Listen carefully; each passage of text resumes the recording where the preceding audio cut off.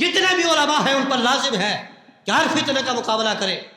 لوگ سمجھتے ہیں ان جلالیوں کو پتہ نہیں کیا ہے، ہر کسی کے خلاف بولتے رہتے۔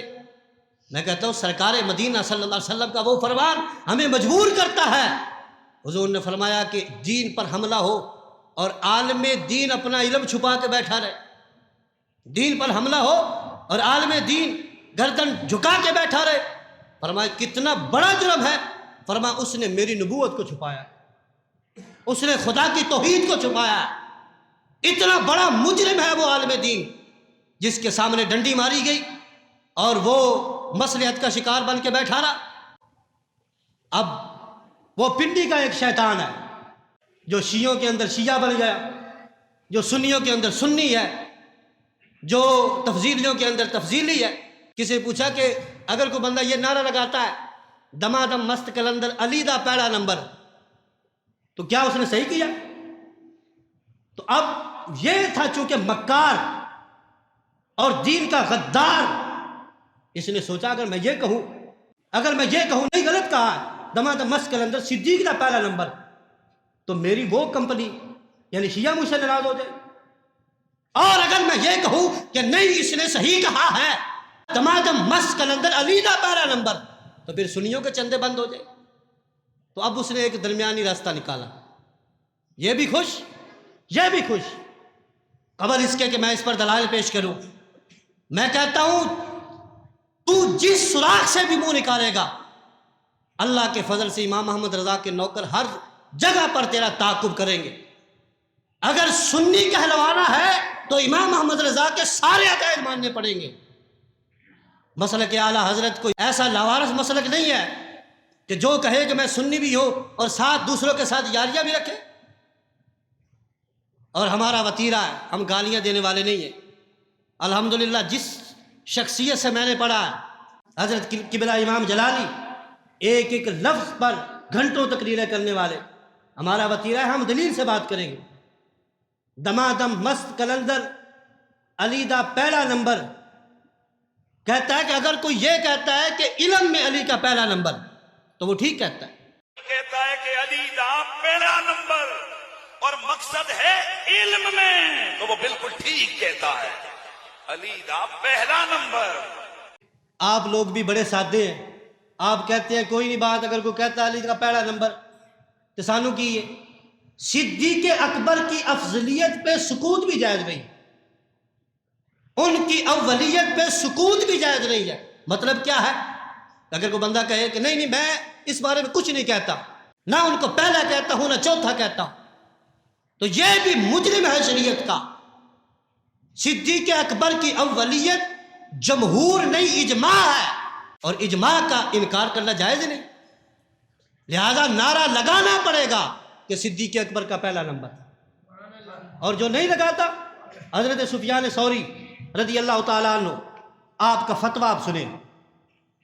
حضرت سفیان ثوری رضی اللہ تعالیٰ عنہ آپ ارشاد فرماتے ہیں کہ جو بندہ من زعم ان علی رضی اللہ تعالیٰ عنہ کان احق بالولایت منہما، جو بندہ یہ کہتا ہے نا کہ علی المرتضیٰ رضی اللہ تعالیٰ عنہ کا پہلا نمبر ہے ولایت کے اندر یعنی خلافت کے اندر، فرمایا کتنا بڑا مجرم ہے وہ۔ صدیق و عمر سے پہلا نمبر جس نے دیا علی المرتضیٰ کو، فرمانے لگے فقد خطأ ابا بکر وعمر والمہاجرین والانصار رضی اللہ تعالی عن جمیعہم، فرماتے ہیں کہ یہ ایسا بدبخت ہے کہ جس نے صدیق و عمر اور سارے مہاجرین اور سارے صحابہ اور سارے انصار کو معاذ اللہ گناہ گار کہا ہے۔ قد خطأ ابا بکر، علی دا پہلا نمبر کہنے والا، قد خطأ ابا بکر، ابو بکر کو گناہ گار کہا، عمر کو گناہ گار کہا، مہاجرین کو گناہ گار کہا، انصار کو گناہ گار کہا، اور فرماتے میرا فتویٰ کیا ہے؟ کہتے وما اراہو یرتفع لہ ما ھذا عمل الی السماء، کہتے میرا یہ فتویٰ ہے چاہے جتنا بڑا عبادت گزار ہو، جو صدیق کی پہلی خلافت نہیں مانتا، اللہ تعالیٰ اس کا کوئی عمل بھی قبول نہیں کرتا، کوئی عمل، کوئی اس کا عمل نہیں۔ ساری زندگی مسجد میں ڈیرا لگا لے، ساری زندگی روزے رکھے، ماننا صدیق کو فرض ہے پہلے نمبر کا۔ اب یہ تو تھا کہ ہمارے لحاظ سے ہمارے جو سادے لوگ کہہ دیتے کوئی بات نہیں، بات ہے، اور یہ مولویوں کے جھگڑے نہیں، یہ مولا کی بات بتا رہا ہوں، مولا کی بات بتا رہا ہوں۔ جو صدیق و عمر کو پہلے اور دوسرے کا نہیں مانتا وہ معاذ اللہ صحابہ کو گناہگار کہہ رہا ہے۔ اب حضرت امام قرطبی رحمۃ اللہ علیہ آپ ارشاد فرماتے ہیں وما محمد الا رسول، قرآن کی آیت ہے، اس کے تحت آپ لکھتے ہیں کہ جب نبی علیہ السلام کا وصال ہوا، جب نبی علیہ السلام کا وصال ہوا، صحابہ میں اختلاف ہو گیا کہ حضور کا وصال ہو گیا، اب تدفین کہاں کرنی ہے، تو فرماتے ہیں اس وقت صدیق اکبر تھے جو سب سے بڑے عالم تھے، انہوں نے حدیث پیش کی کہ انبیاء جہاں فوت ہوتے ہیں وہی ان کے مزار بنائے جاتے ہیں۔ فرماتے ہیں یہ دلیل ہے کہ صدیق اکبر سب سے بڑے عالم تھے۔ اور اس کے بعد اگر آپ دیکھیں شارح بخاری حضرت ابن بطال آپ فرماتے ہیں وفیہ ان ابا بکر اعلم الصحابہ لان ابا سعید شہد له بذلك بحضرت جماعتهم ولم ينکر ذلك علیہ احد۔ جب نبی علیہ السلام نے اپنی وفات کی خبر دی اور مبہم طریقے سے دی اور فرمایا ان اللہ خیر عبدا بین الدنیا وبین ما عنده فاختار ما عند اللہ، اللہ تعالیٰ نے بندے کو اختیار دے دیا کہ جو دنیا میں ہے یا جو اللہ کے پاس ہے وہ جس کو بھی اختیار کرے، تو فرمایا کہ اللہ کے بندے نے اللہ کے پاس جو ہے اس کو اختیار کیا۔ حضرت ابو سعید فرماتے ہیں کسی صحابی کو سمجھ نہیں آئی سرکار کیا بیان کر رہے ہیں، صدیق اکبر کو اس وقت بھی پتہ چل گیا کہ سرکار اپنی وفات کی خبر دے گئے۔